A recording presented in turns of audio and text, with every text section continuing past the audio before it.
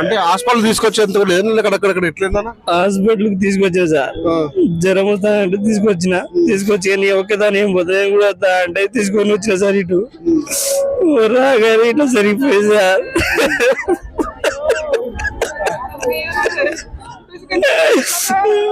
చూడండి ఇంకా తనే స్వయంగా వెళ్ళి అక్కడికి వెళ్ళి హాస్పిటల్కి వాళ్ళ భార్యను చూపించుకొని హాస్పిటల్కి వెళ్ళి అక్కడ పండగ ఉన్న నేపథ్యంలో వాళ్ళకి గుర్రపట్టును తీసుకొని పండగ వెళ్దామని అనుకున్న నేపథ్యంలో ఇక్కడ మృత్యు అంటే బస్సు రూపంలో మృత్యు వాళ్ళకి ఆలోచి ఎంతో పాటు ఆటోలో కూడా ఆ చిన్న బాబు కూడా ఆటోలో ఉన్నాడు.